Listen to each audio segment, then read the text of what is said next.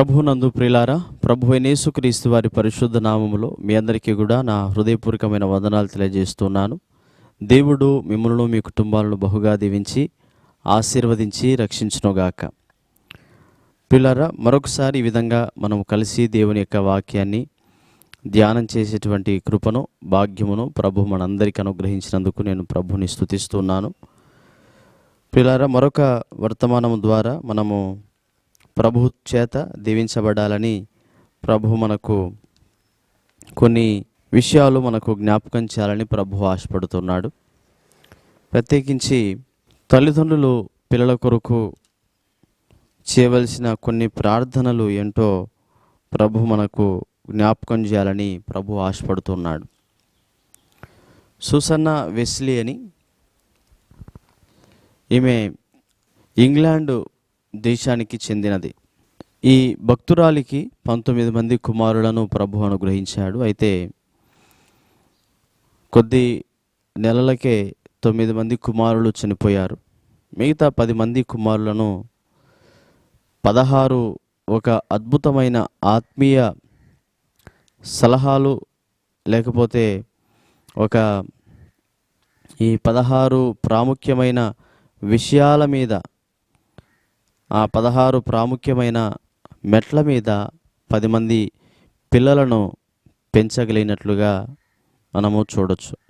ఈ 10 మంది పిల్లల కోసము గంటల తరబడి ప్రార్థన చేసేది. అలా ప్రార్థన చేస్తూ కొద్ది దినాలు రాత్రి ప్రార్థన చేయటం ఆరంభమైతే మరలా ఉదయము 10, 11 అలా అయ్యేదంట. అలా నిద్రలేని రాత్రులు ఎన్నో ఆమె జీవితంలో గడిపినట్లుగా మనం చూడొచ్చు. అలా పిల్లల కోసం వారి తలల మీద చేతులు పెట్టి ఒక్కొక్క కుమారుని కొరకు గంటసేపు ప్రార్థన చేసేదంట. అలా ప్రార్థన చేయట కారణం చేత ఆమె చేయబడిన ఆ ప్రార్థన ఆ ఇంగ్లాండ్ దేశంలో ఒక గొప్ప దైవ సేవకులుగా ఇద్దరు రాగలిగినారు.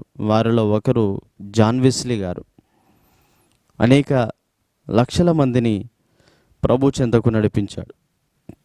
తరువాత తన ఇంకొక కుమారుడు చార్లెస్ వెస్లీ అనే ఇంకొక దైవ సేవకుడు అద్భుతంగా పరిచర్య చేయగలిగినారు. కారణం ఏంటనంటే ప్రార్థన పిల్లలకు ఒక ప్రాకారమై నిలుస్తుంది.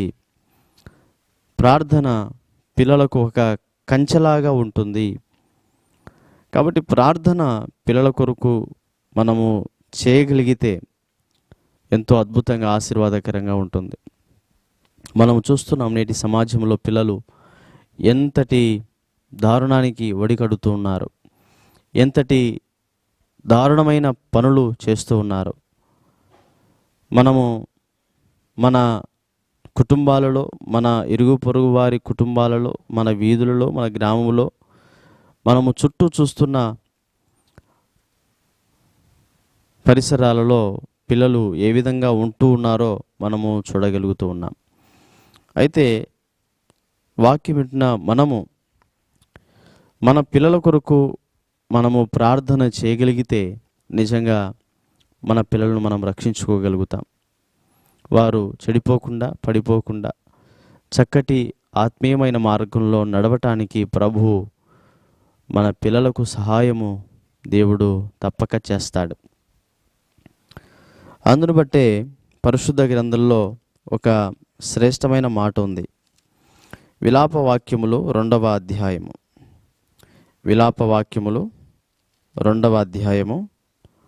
18, 19 వచనాలు నేను చదువుతున్నాను. విలాపవాక్యములు 2వ అధ్యాయము 18, 19 వచనాలు. జనులు హృదయపూర్వకముగా యెహోవాకు మొరపెట్టుదురు. సియోను కుమారి ప్రాకారమా, నదీ ప్రవాహము వలె దివారాత్రము కన్నీరు పారనిమ్ము. విరామము కలుగనీయకుము, నీ కంటి పాపను విశ్రమింపనీయకుము. 19వ వచనం.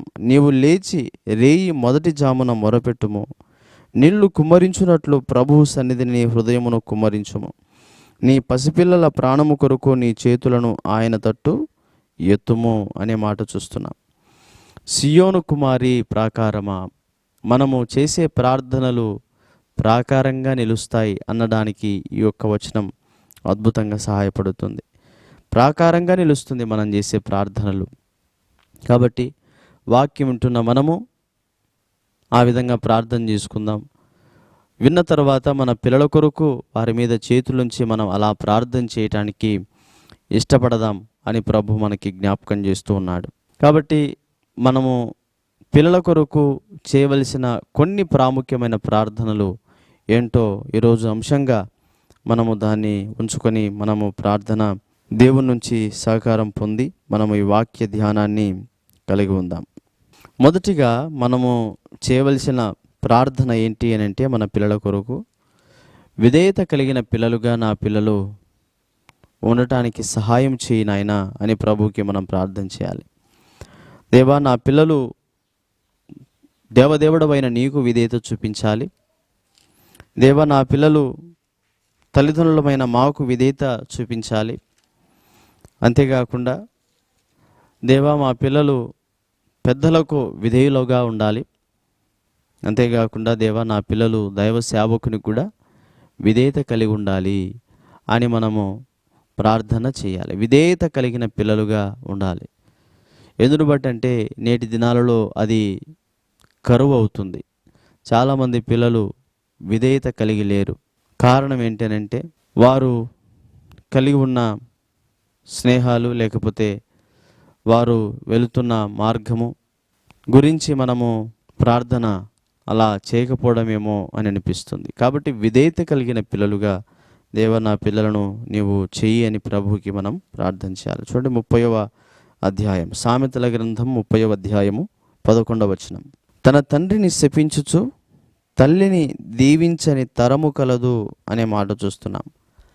తండ్రిని శపిస్తూ తల్లిని దీవించని తరం కదా. అంటే విధేయత కలిగి లేని పిల్లలు శపిస్తున్నారు, దీవించట్లేదు, బాగోగులు చూడట్లేదు, తల్లిదండ్రుల బాగోగులు.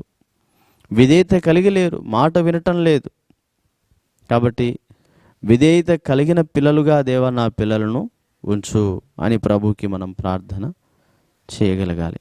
అపోస్తలుడైన పౌలు తిమోతికి రాస్తూ 2వ పత్రికలో 3వ అధ్యాయము 2వ వచనంలో ఒక శ్రేష్టమైన మాట జ్ఞాపకం చేశాడు. అపోస్తలుడైన పౌలు తిమోతికి రాసిన 2వ పత్రిక 3వ అధ్యాయము మొదటి నుంచి కూడా మనం చదివితే, అంత్య దినములలో అపాయకరమైన కాలములు వచ్చునని తెలుసుకొనుము. ఇవి అంత్య దినాలు, ఇవి అపాయకరమైన దినాలు.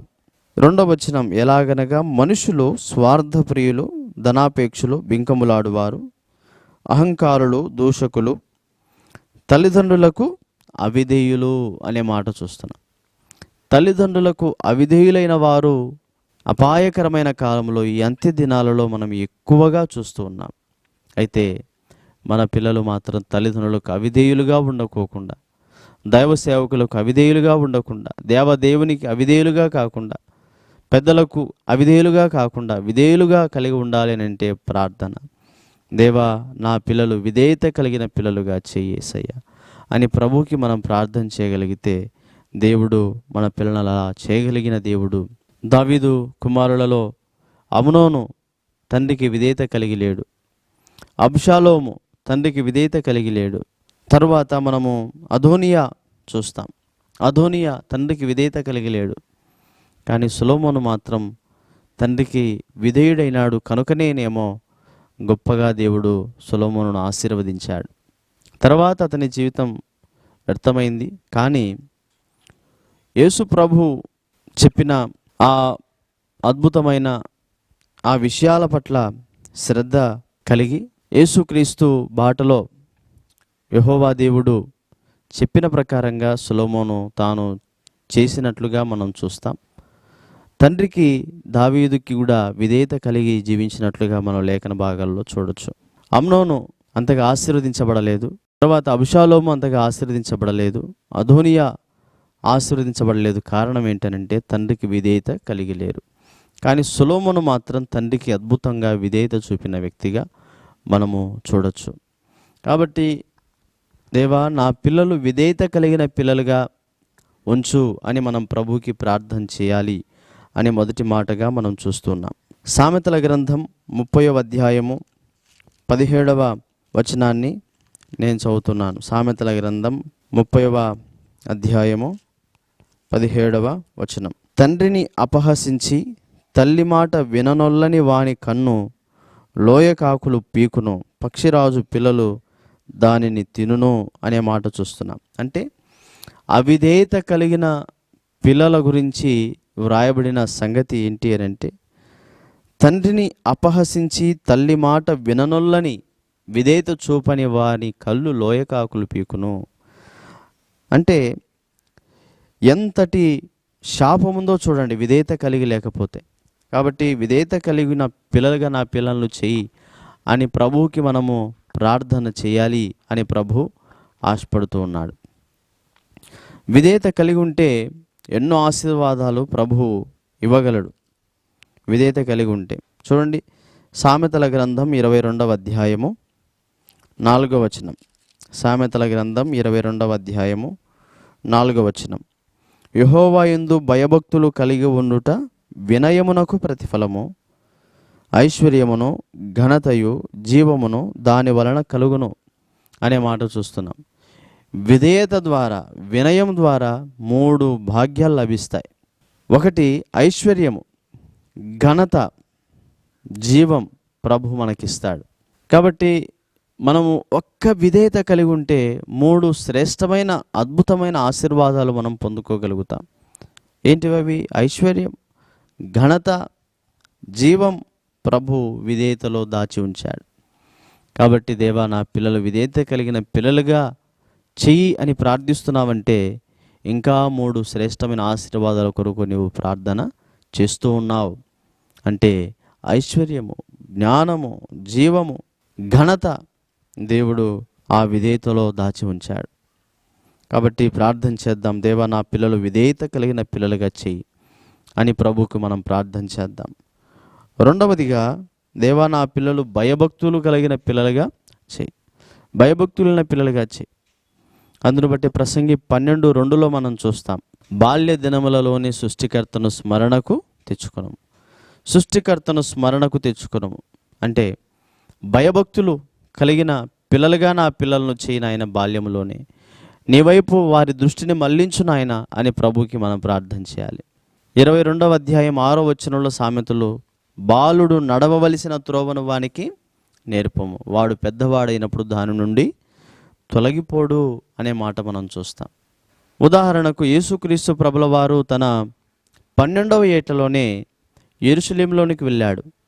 యెరూషలేములోనికి వెళ్ళి సమాజ మందిరంలో కూర్చొని పెద్దలతో కూర్చొని దేవుని వాక్యాన్ని బోధిస్తూ ఉన్నప్పుడు వింటూ ఉన్నాడు. వారిని ప్రశ్నలు కూడా అడుగుతున్నాడని దేవుని వాక్యంలో మనం చూడగలుగుతాం. తర్వాత యోసేపు మరియలు యేసుక్రీస్తు ప్రభుల వారు వెళ్ళి 3 రోజులు అవుతున్నా తిరిగి రావట్లేదు ఏంటని యెరూషలేమునకు వెళ్తాడు. యెరూషలేమునకు ఇద్దరు వెళ్ళినప్పుడు అక్కడ జరిగిన ఒక కార్యం ఏంటి అని అంటే, వారు యేసు ప్రభు ఎక్కడ ఉండటాన్ని వారు చూచారు అని అంటే, చూడండి లూకాసు వార్త 2వ అధ్యాయము 44వ వచనం నుంచి మనం చూస్తే 44వ వచనం. ఆయన తల్లిదండ్రులు ఆ సంగతి ఎరుగక ఆయన సమూహంలో ఉన్నాడని తలంచి ఒక దిన ప్రయాణము సాగిపోయి తమ బంధువులలోనూ నిలవైన వారిలోనూ ఆయనను వెదకుచుండిరి. 45వ వచనం. ఆయన కనబడనందున ఆయనను వెదకుచూ యెరూషలేమునకు తిరిగి వచ్చిరి. 46వ వచనం. 3 దినములైన తరువాత ఆయన దేవాలయంలో బోధకుల మధ్య కూర్చుండి వారి మాటలను ఆలకించుచు వారిని ప్రశ్నలడుగుచూ ఉండగా చూచిరి అనే మాట చూస్తున్నాం. యేసు ప్రభువుని తమ తల్లిదండ్రులైన యోసేపు మరియలు ఎక్కడ చూస్తున్నారు అని అంటే దేవుని మందిరములో చూస్తున్నారు. ఎంతటి శ్రేష్టమైన భాగ్యం. కానీ నేటి తల్లిదండ్రులు తమ పిల్లల్ని ఎక్కువగా ఎక్కడ చూస్తున్నారు అని అంటే ప్రశ్నించుకోవాలి. ఎక్కువగా బయట స్నేహాలు, బయట తిరుగుళ్ళు, లేకపోతే ఎక్కువగా ఉండకూడని స్థలాలలో ఉండకూడని పరికరాలు పట్టుకొని ఉండటాన్ని చూస్తూ ఉన్నారు. కాబట్టి మన పిల్లలు దేవా నీ యందు భయభక్తులు కలిగిన పిల్లలుగా చేయి నాయన అని ప్రభువుకి మనము ప్రార్థన చేయగలిగితే దేవుడు మనకు సహాయము చేస్తాడు. బాలుడైన సమూయేలు దేవుని సన్నిధిలో పరిచర్య చేస్తూ అద్భుతంగా దేవుని కలిగి దేవుని యందు భయభక్తులు కలిగి ముందుకు సాగినట్లుగా మనం చూస్తాం. తర్వాత ప్రవక్తగా అతడు దీర్ఘదర్శిగా, అనేకులకు ఆలోచన చెప్పేవాడిగా, రాజులను సైతం అభిషేకించేవాడిగా దేవుడు అతన్ని చేశాడు. కారణం ఏంటంటే బాల్య దినములలోనే యేసయ్యను స్మరణకు తెచ్చుకున్నాడు, భయభక్తులు కలిగి జీవించాడు. కాబట్టి దేవా నా పిల్లలు నీ యందు భయభక్తులైన పిల్లలుగా చేయి. యేసు జ్ఞానమందును వయస్సుందును పెద్దల దగ్గర మనుషులందరి దగ్గర వర్ధిల్లడానికి గల కారణం చిన్ననాటి నుంచి వారు భయభక్తులు కలిగి ఉండటానికి వారు ప్రార్థన చేశారు. అలా వారిని పెంచినట్లుగా మనము చూడగలం. కాబట్టి విధేయత కలిగిన పిల్లలుగా నా పిల్లలు చేయి అని ప్రభువుకు మనం ప్రార్థన చేయాలి. రెండవదిగా దేవా నా పిల్లలు భయభక్తులైన పిల్లలుగా చేయి అని ప్రభువుకు మనము ప్రార్థన చేయాలి. మూడవదిగా దేవా మంచి స్నేహాలు వారు కలిగి ఉండాలి అని ప్రభువుకి మనం ప్రార్థన చేయాలి. మంచి స్నేహితులు కలిగి ఉండాలి. ఎందును బట్టి అని అంటే కొంతమంది పిల్లలు అన్యులతో సహవాసం చేసి వారి క్రియలు నేర్చుకునిరి అని దేవుని వాక్యంలో మనం చూస్తాం. చూడండి 106వ కీర్తన, కీర్తనల గ్రంథం 106వ కీర్తన 35వ వచనం. అన్యజనులతో సహవాసము చేసి వారి క్రియలు నేర్చుకొనిరి అనే మాట చూస్తున్నాం.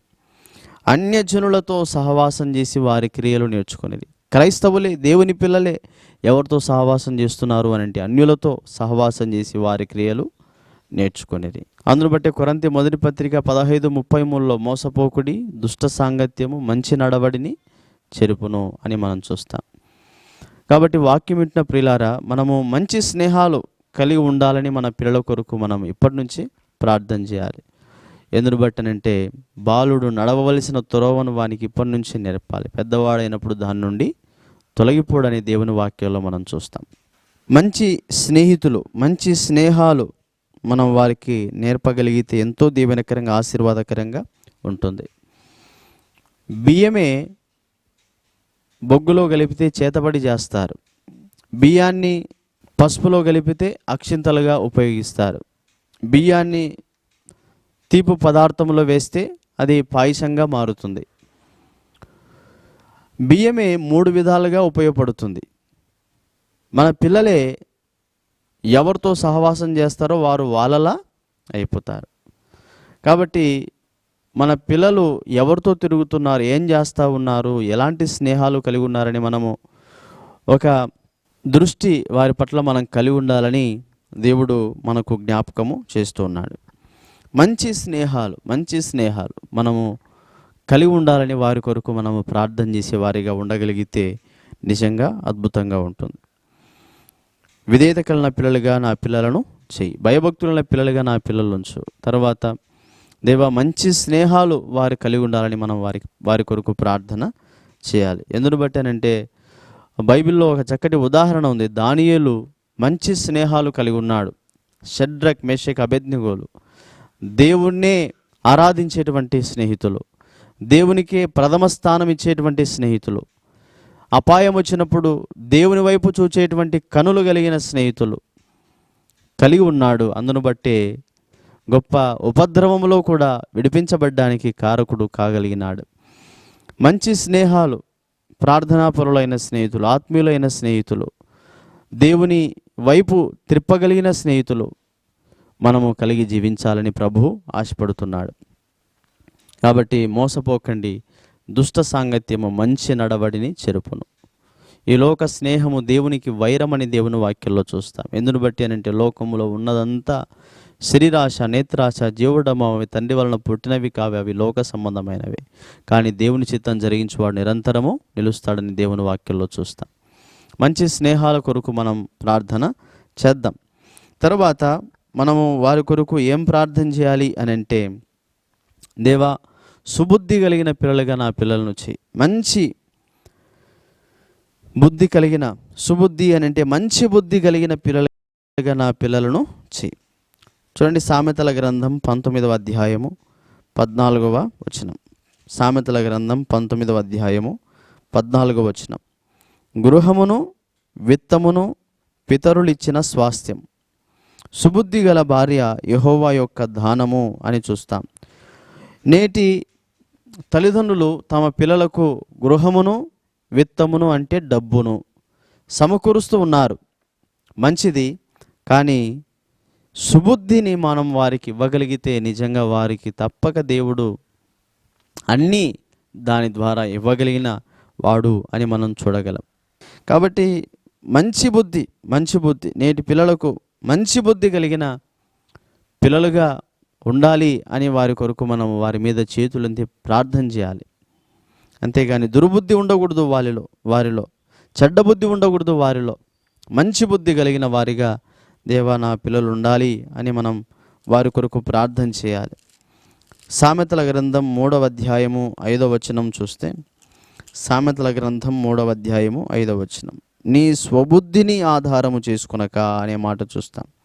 అంటే కొంతమంది స్వబుద్ధిని, సొంత బుద్ధిని ఆధారం చేసుకొని వారు దేవుని యందు నమ్మిక ఉంచక వారు ఇతర వాటి యందు మనసుంచి వారు జీవితాలు పాడు చేసుకుంటున్నారనే మాట చూస్తాం. కాబట్టి సుబుద్ధి అనేది ఒక గొప్ప ధనం అనేది మనం చెప్పొచ్చు. సుబుద్ధి కలిగిన పిల్లలుగా నా పిల్లలను చేయని ప్రభుకి మనము ప్రార్థన చేయగలగాలి. అందును బట్టేనంటే నీ ఆస్తిని అంతా ఇచ్చి బుద్ధి సంపాదించుకో అని దేవుని వాక్యంలో చూస్తాం. చూడండి, సామెతల గ్రంథములోనే 4వ అధ్యాయము 7వ వచనంలో ఆ మాట చూస్తాం. సామెతలు 4వ అధ్యాయం 7వ వచనంలో, నీ సంపాదన అంతయు ఇచ్చి బుద్ధి సంపాదించుకొనము. మనకున్న ఆస్తినంతా, మనకున్న సంపాదన అంతా ఇచ్చి దేని సంపాదించుకోవాలి అంటున్నాడంటే బుద్ధిని సంపాదించుకోవాలి అని మనం ఇక్కడ చూడగలుగుతున్నాం. బుద్ధిని సంపాదించుకోవాలి. 2వ అధ్యాయము మనము 11వ వచనం చదివితే, బుద్ధి నిన్ను కాపాడును అని మనం చూస్తాం. మంచి బుద్ధి మన పిల్లలను కాపాడుతుంది. ఇంకా మనము 19వ అధ్యాయం సామెతలు 11వ వచనంలో మనం చూస్తే, సామెతలు 19:11 వచనం, ఒకని సుబుద్ధి వానికి దీర్ఘశాంతమునిచ్చును అని చూస్తాం. బుద్ధి మనలను కాపాడితే సుబుద్ధి మనకు దీర్ఘశాంతమునిస్తుంది అని మనము చూస్తాం. 8వ వచనంలో, బుద్ధి సంపాదించుకున్నవాడు తన ప్రాణమునకు ఉపకారి అని మనం లేఖన భాగంలో చూస్తాం. కాబట్టి సుబుద్ధి కొరకు మన పిల్లల కొరకు మనము ప్రార్థన చేయాలి. ఇక 5వదిగా మనము చూస్తే యథార్థత కొరకు మనం ప్రార్థన చేయాలి. ఒప్పుకోలు మనసు కొరకు ప్రార్థన చేయాలి. తప్పు చేసినప్పుడు ఒప్పుకోవాలి. యథార్థత కలిగిన పిల్లలుగా నా పిల్లలను చేయి, యథార్థత కలిగిన వారిగా దేవా నా పిల్లలను ఉంచు అని మనము ప్రార్థన చేయాలి. యథార్థత అంటే ఉన్నది ఉన్నట్టుగా చెప్పడం, కలిపి చెప్పటం కాదు. యథార్థత అంటే ఉన్నది ఉన్నట్టుగా, యథార్థత కలిగి ఉన్నట్లుగా మనము మన పిల్లల కొరకు ప్రార్థన చేయాలి. దినవృత్తాంతముల 2వ గ్రంథం 16వ అధ్యాయము 9వ వచనం. దినవృత్తాంతముల 2వ గ్రంథం 16వ అధ్యాయము 9వ వచనం, తన ఎడల యథార్థ హృదయము గలవారిని బలపరుచుటకై యెహోవా దృష్టి లోకమందంతటా సంచారము చేయుచున్నది. ఈ విషయమందు నీవు మతి తప్పి ప్రవర్తించితివి గనుక ఇది మొదలుకొని నీకు యుద్ధములే కలుగును అని అన్నాడు. కాబట్టి నీవు ఆశ గురించి చెప్పబడిన మాట, నీవు ఒకవేళ యథార్థత కలిగి ఉంటే నేను నీ మీద దృష్టి ఉంచుతాను, నీవు కానీ అలా లేవు. అయితే నీవు మతి తప్పి ప్రవర్తించినావు, ఇక నుంచి నీకు యుద్ధములే ఉంటాయి అనే మాట చూస్తున్నాం. అయితే ఈ వచనాన్ని బట్టి మనము మన పిల్లల కొరకు ఎలా ప్రార్థన చేయొచ్చు అని అంటే, దేవా యథార్థత కలిగిన పిల్లలుగా నా పిల్లలు ఉండగలిగితే నీ దృష్టి మా పిల్లల మీద ఉంటుంది నాయన. యథార్థత కలిగిన వారిని నువ్వు తప్పక బలపరుస్తావు యేసయ్య. కనుక యథార్థత కలిగిన పిల్లలుగా నా పిల్లలను నీవు చెయ్యి. యొబ్బోకు రేవు దగ్గర అడిగాడు దేవుడు, నీ పేరేమిటి అని. ఎందుకోసం నీ పేరేమి అడిగాడు అంటే, కనుగొనడానికి, పరీక్షించటానికి నిజంగా యథార్థపరుడా కాదా అని. కాబట్టి మన యథార్థతను పరీక్షిస్తాడు దేవుడు కొన్నిసార్లు. అయితే మనం యథార్థతను విడవక ఉండగలిగితే యథార్థవంతుని దేవుడు తప్పక అభివృద్ధి చేస్తాడని దేవుని వాక్యంలో చూస్తాం. మన పిల్లల యథార్థత కొరకు, యథార్థ హృదయము కలిగి ఉండాలని మనం వారి కొరకు ప్రార్థన చేయాలని ప్రభువు ఆశపడుతున్నాడు. ఈ 5 విషయాలు మనము జ్ఞాపకం పెట్టుకొని మన పిల్లల కొరకు మనం అలా ప్రార్థన చేయాలని ప్రేమతో మీకు మనవి చేస్తున్నాను. 5 విషయాలు మనము విన్నాం. 1, దేవా నా పిల్లలు విధేయత కలిగిన పిల్లలుగా చేయి. 2, దేవా నా పిల్లలు భయభక్తులైన పిల్లలుగా చేయి. 3, మంచి స్నేహాలు కలిగి ఉన్న పిల్లలుగా చేయి. 4, సుబుద్ధి కలిగిన పిల్లలుగా చేయి. అంతేకాకుండా 5, చివరిగా యథార్థత కలిగిన పిల్లలుగా నా పిల్లలను చేయి. ఆ విధంగా మన పిల్లలను పెంచుతూ దేవుని యొక్క మార్గంలో వారిని నడిపిస్తూ అలా దేవునికి ఇష్టలుగా మనము, మన పిల్లలు, మన కుటుంబం అంతా జీవిస్తూ ముందుకు సాగుదాం. దావీదు అన్నాడు, దేవా నీ ఆశీర్వాదము నొంది నా కుటుంబం నిత్యము ఆశీర్వదించబడునుగాక. దయచేసి నా కుటుంబం నిత్యము నీ సన్నిధి ఉన్నట్లు దానిని ఆశీర్వదించుము అని దేవుణ్ణి అడిగినాడు. మనం కూడా అలా ప్రార్థన చేద్దాం. మనము మన పిల్లలు ఎక్కువగా దేవుని సన్నిధిలో ఉంటే మనము అంతకంటే మించిన ఆశీర్వాదం ఉండదు. యెహోషువ అన్నాడు, నేనును నా ఇంటి వారును యెహోవానే సేవిస్తామని. కాబట్టి యెహోవానే సేవిస్తూ మనము మన పిల్లలు ముందుకు సాగుదుము గాక. ప్రార్థన. మహాపరిశుద్ధుడా, మహోన్నతుడా, మీకు వందనాలు. విన్న మాటలు మా అందరి హృదయాలు పదిలం చేసి ఫలింపజేసి తండ్రి పిల్లల కొరకు అలా మేము ప్రార్థన చేసేటువంటి కృపను భాగ్యమును అనుగ్రహిస్తున్నామని యేసుక్రీస్తు శ్రేష్టమైన ఉన్నతమైన గొప్ప నామమున అడిగి ప్రార్థన చేసి వేడుకొనుచున్నాము మా పరమ తండ్రి. ఆమెన్. ప్రేమ, సంతోషం, సమాధానం అందించే దైవ కుటుంబం మన్నా ప్రార్థనా మందిరం. రక్షణ, స్వస్థత, పరిశుద్ధతకై దర్శించండి మన్నా ప్రార్థనా మందిరం. సంఘ కాపరులు, వర్తమానికులు రెవరెండ్ డాక్టర్ ఎన్ పీటర్ గారు, BD, MTH. Pastor N Shalem Raj Kumar గారు, బీటీహెచ్, ఎంటీహెచ్. సెల్ నంబర్స్ 9908711854 మరియు 9989750722.